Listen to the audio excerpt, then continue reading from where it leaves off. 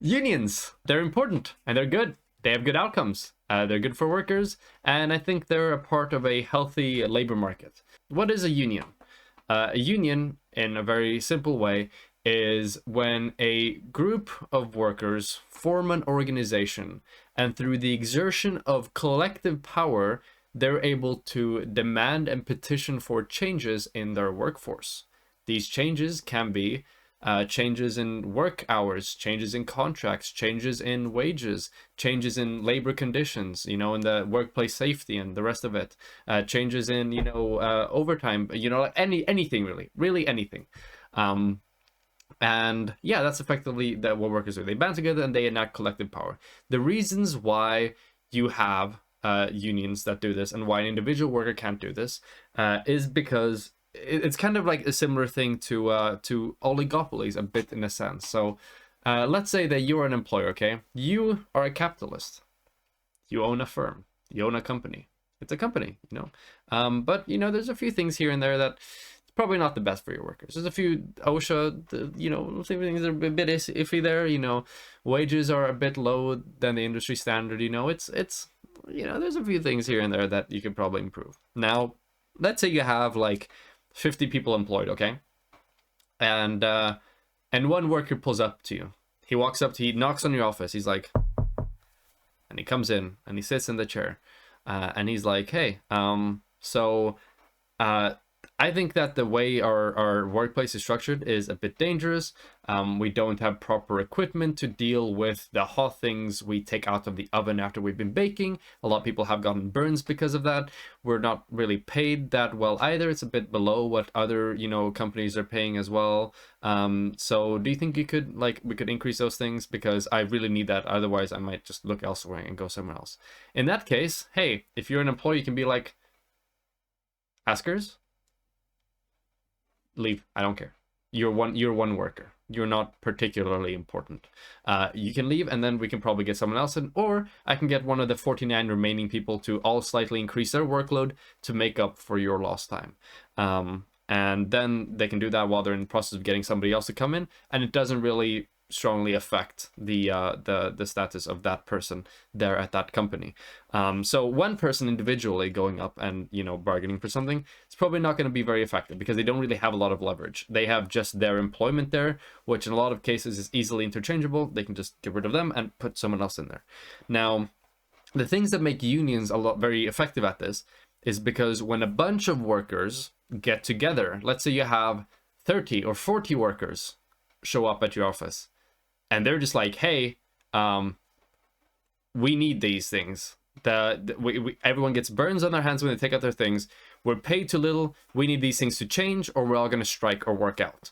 In that case, when you have 30 or 40 workers who are like threatening and leveraging 30 employees for their demands, the employer is more likely to give in and comply by those demands. And you see more of like a balanced power dynamic in that instance, as opposed to the other instance where the employer he can straight up ignore everything that is being said because it's just one worker. You can get rid of that and just get someone else in there, or have the others increase their workload a bit and then compensate for that. And that's kind of what unions do, right? They leverage collective action in order to get things done that can't get done just by one worker coming in demanding it. And that kind of links into strikes and the rest of it. And when unions are more widespread, we end up seeing a lot of things. You end up seeing increased wages. You end up just seeing just generally better conditions. You end up seeing better, just holistically, employment experiences for the employees in question when they're part of a union, as opposed to when they're not in a union, because they can voice their concerns in a lot more of a direct way and actually have power and things to leverage in that negotiation. Whereas with one worker, you can't do that. But I'm going to go over and I'm going to bring attention to this pretty good article that I saw by the Economic Policy Institute called Why Unions Are Good for Workers, Especially in a Crisis like COVID-19. 12 Policies That Would Boost Worker Rights, Safety, and Wages.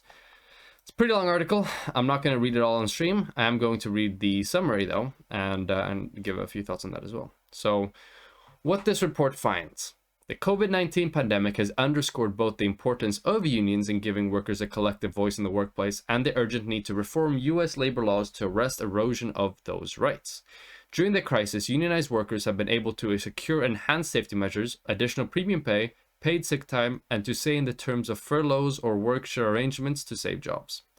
These pandemic-specific benefits build on the many ways unions help workers. Following are just few of the benefits according to the latest data.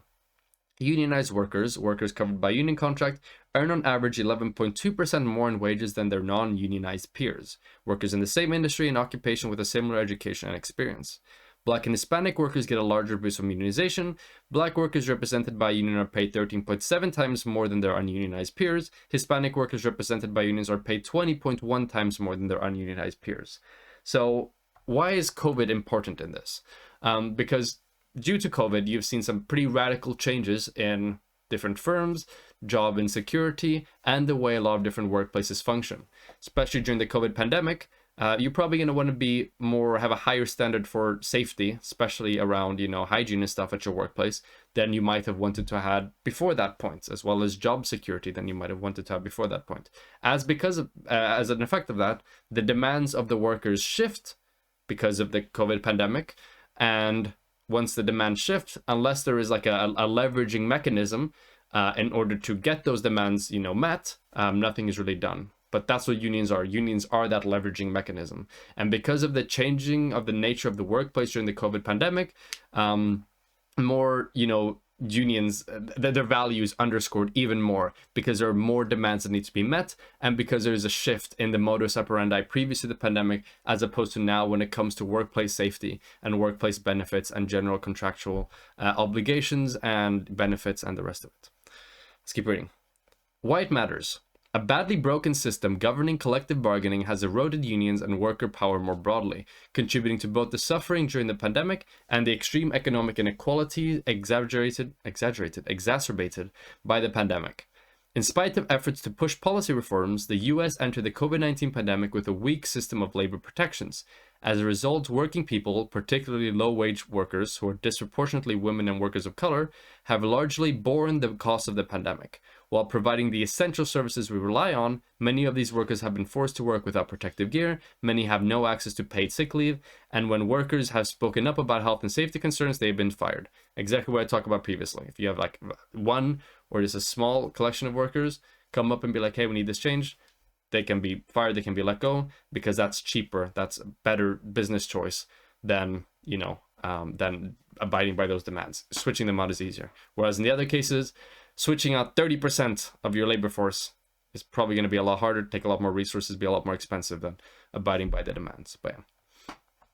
What we can do about it. Policymakers must enact reforms that promote workers' collective power. While one package of needed reforms that protecting the right to organize, PRO Act, already has widespread political support and has passed the US House of Representatives, there are a range of other practical policy reforms that should be a priority for the first 100 days of the administration in charge in 2021. These reforms build on an existing legal framework and structures of worker power that could be put in place while we take on the larger task of considering new structures that promote workers' collective power. Leaders who are interested in using their power to halt and reverse the 4 decades-old trend of rising inequality and near wage stagnation for most workers can't afford to wait.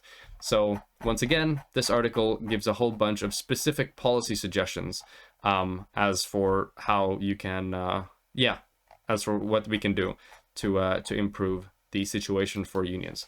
And having legal protection as well for unions and legal facilitations for unions is also a pretty good thing. To have laws that encourage the uses of unions, maybe setting mandates for unions in certain sectors or in certain places, making it hard for an employer to fire a worker because they're talking about unionization or starting a union, are all different things that can be done that improve the positions of unions and people that want to start unions in the United States of America.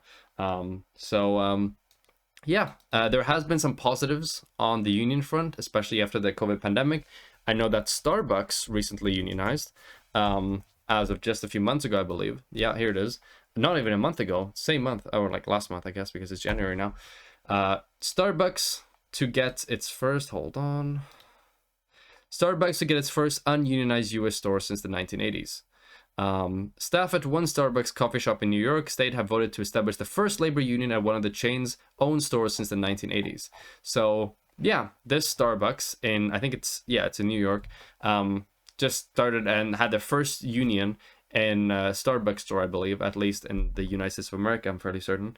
And it's a pretty big step. The reasons that they stated for this, I've read this article before, is because of lack of communication and not responding to the overworking of the workers. So they talked about specifically the advent of a new app an advent of a new app in the Starbucks production chain, and this app didn't take into consideration a lot like what the current pressures for the production of the drinks were at the time, and it led to a lot of overworking and having like a lot of drinks and a lot of orders that need to be met in a very short period of time, which wasn't very possible, which caused a lot of stress and undelivered orders and the rest of it. And when the workers tried to voice their concerns to management, management didn't particularly listen. And then this, exacerbated by the stuff we talked about with COVID as a whole before, drove the effort towards unionization as a whole. And that's what happened in the Starbucks. So unions are great. They're excellent for workers. They're an important power balance in a labor market between employer and employees. They're a greater way probably of solving a lot of issues in relation to wages and inequality than some more top-down solutions like a minimum wages. For instance, in a lot of Nordic countries, there isn't a minimum wage. And it's actually unions that are against the creation of a minimum wage because they feel like a minimum wage might hurt their bargaining power. How a lot more employers might default to the minimum wage and then kind of not budge from that and use that as like an argument as for why the wages should stay the same. Whereas if you don't have a minimum wage, it's a lot more dynamic, and in negotiations, there's more of like an openness in what the possibilities are. And that's why unions in a lot of places are against the minimum wage. But once again, the union situation in the Nordics and in the US are not the same at the moment. So minimum wage policy has its role currently in the United States of America, where it doesn't in the same way or at all in the Nordic countries. But yeah, unions are good, especially during COVID-19 when there are a lot of changes to labor market conditions and workplace conditions and job security and stuff like that. And as such, encouraging the creation of unions and passing policies to that effect is going to be really important for just general inequality on the labor market and society as a whole. And yeah, I highly recommend you check out this article, which I'm going to link in the description of this video, titled "Why Unions Are Good for Workers, Especially in a Crisis Like COVID-19" by the Economic Policy Institute. Thank you very much.